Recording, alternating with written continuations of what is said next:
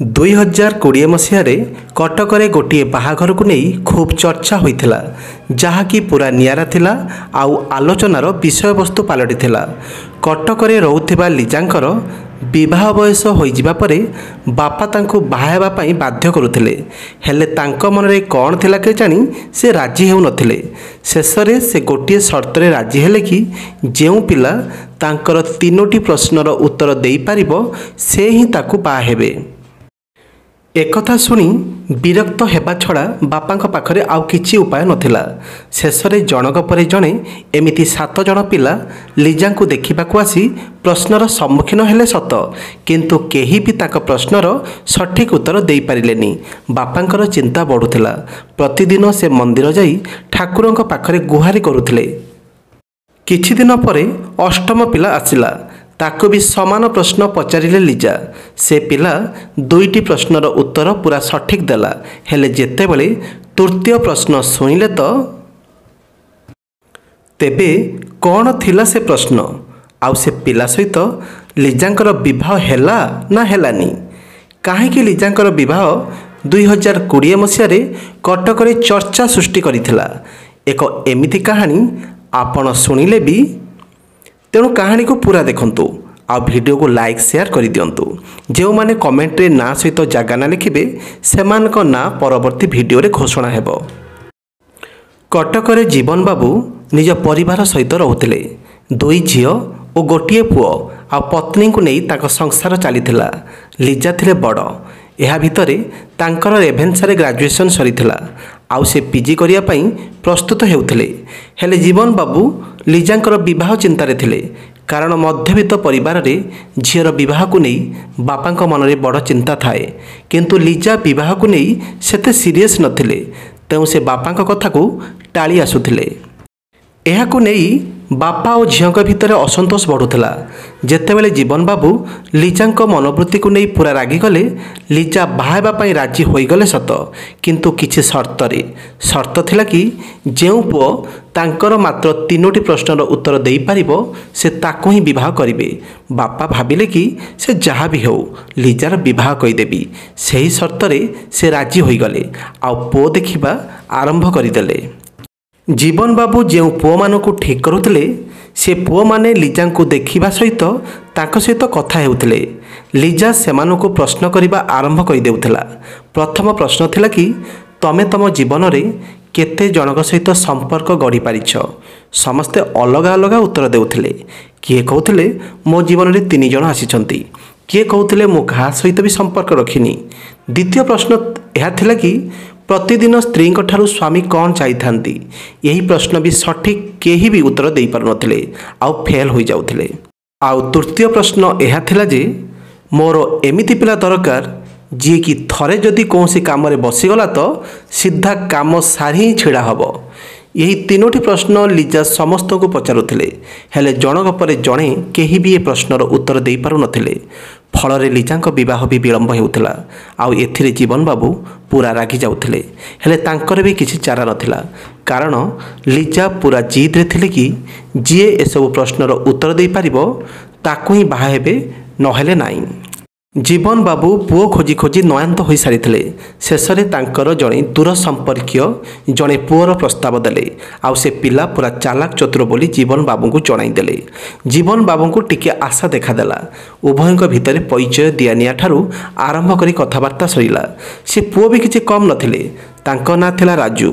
से भल दरमारे चाकरी करुथिले। से भी जानिथिले कि लिजा तांको किछि प्रश्न पचारिबे। तेणु से मानसिक भाव में प्रस्तुत हो आसीथिले। निर्दिष्ट दिन राजू लिजा को देखा करने को आसिले। लिजा और तांका भितर कथबार्ता आरंभ है। लिजा तांका प्रश्न पचारिबा आरंभ कले, हेले राजू कहीदेले कि ठीक अच्छी मु तुम सबु प्रश्नर उत्तर देवी, किंतु मोर भी गोटे शर्त अच्छी। लिजा पचाइले कि कौन शर्त। से कहिले जदि मु तुम प्रश्नर सठिक उत्तर देदेवी ताहेले तमे सारा जीवन मो अनुसारे रहिबो। मु तुमको जेमिति भी रखिबी तमे सेमिति रहिबो। जदिओ मो पाखरे टंका पैसार अभाव नाही तेबे भी तमे मो अनुसारे चलिबो। लिजा टिके भाबिबा परे हाँ करिदेले आउ कहिले कि ठीक अछि प्रथमे मु तम सहित गोटे राति बितेबाकू चाहूछि, तापरे जाई तुमको सब प्रश्न करी। राति कथा शुणी राजू जेमिति चमकी पड़े, कारण से जानी नथिले कि लिजा एमिति भी शर्त रखिबे। आउ से लिजा परी झील को भी छाड़ा चाहू नथिले, कारण लिजा देखा जेमिति सुंदर थिले सेमिति स्मार्ट थिले, समय सहित ताल दे चलवा पिला थिले, एमिति जीवन साथी थिले जीवन खूब भलरे कटिबो बोली राजू जानिथिले। लिजा शर्त थिला कि राति कथा जेमिति केही भी जानिबेनी। टिके भाबिबा परे राजू राजी होई गले। 2 दिन पर होटेल ठीक हैला। राजू ठीक समय पहुँची गले। आउ लिजा भी बहु बेशरे सजई होई तांको से होटेल अपेक्षा करथिले। जेमिति राजू लिजा को बौद्ध बेशरे देखिचंती तांको टिके झटका लागिला, कारण से लिजा को जमारू भी बुझी पाउ नथिले। लिजा प्रकृत में कौन करने को चाहूँगी से द्वंद्व थिले। जड़े झील किपरि जड़े पुओ सहित एमिति करिपारिबो से नहीं से चिंतार पड़ जाइथिले।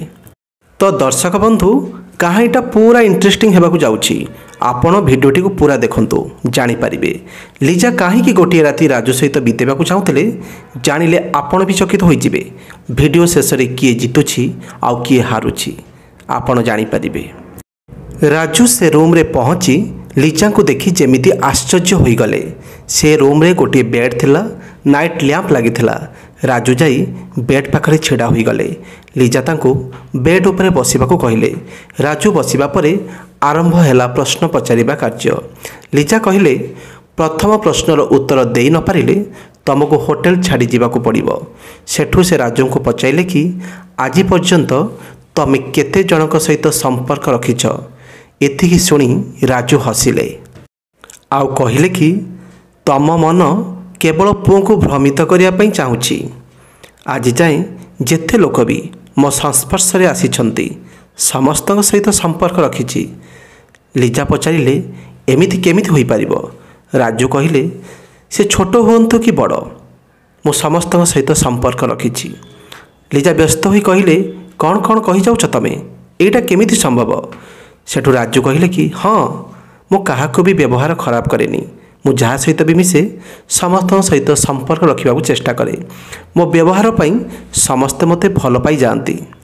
तेणु से भाई हुंतु कि भौणी कि सांग कि वयस्क समस्ते मते भल पाती आ सेमानक सहित मो भलरे मिसी जाए।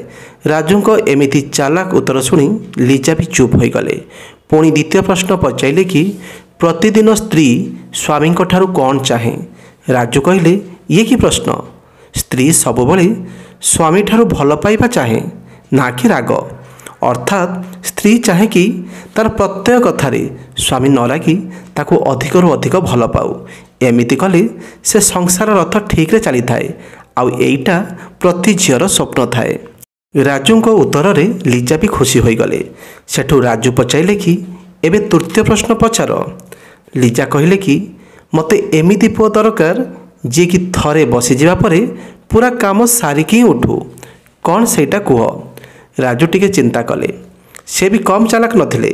सांगे सांगे कहिले कि कौन सी काम जदि आरंभ करिबो ताहेले ताकू सारिकी ही अन्य काम रे मन देव। अर्थात निज लक्ष्य प्रति एकनिष्ठ होई रहिले जनकर सफलता निश्चय। आउ सेपरी पुओ तुमको पसंद एया ना। कारण सेमिति पुओ तांको जीवन में सबुबले जीति थांती आउ कौनसी कथारे हार मानि न थांती। शुणिकी तो लिजा पूरा खुशी हो जावा सहित से राजू कथारे भी पूरा इम्प्रेस हो गले। आ खुशी होई कहिले कि तमे मोर योग्य स्वामी होई पारिबो। मो बाहा हेबी तो तुमको बाहा हेबी। आउ एबे तमे मो सहित जहाँ भी करि पारिबो, कारण मु एबे ठारु ही तमर दासत्व स्वीकार करूछि। तम पाखरे मु निजको समर्पी दउछि।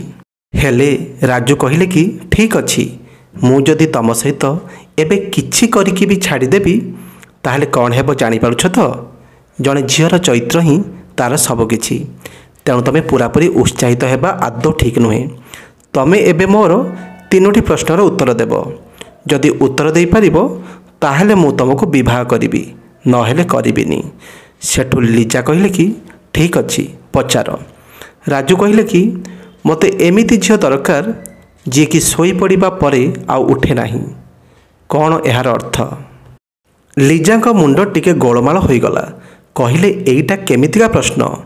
पुणी टिके समय भाबिबा परे कहिले कि କୌଣସି ସ୍ତ୍ରୀ ଶୋଇବା ଆଗରୁ ଅର୍ଥାତ୍ ବିଶ୍ରାମ ନେବା ଆଗରୁ ଘର କାମ ସାରିକି ହିଁ ଶୋଇଲେ ତାକୁ ସମସ୍ତେ ଭଲ କୁହନ୍ତି। ଅର୍ଥାତ୍ ସେ ଶାଶୁ ଘରେ ଯଦି ସମସ୍ତଙ୍କ କଥା ବୁଝି ସାରିବା ପରେ ନିଜେ ବିଶ୍ରାମ ନିଏ ତାହେଲେ ତାକୁ ସମସ୍ତେ ଭଲ ବୋଲି କହନ୍ତି।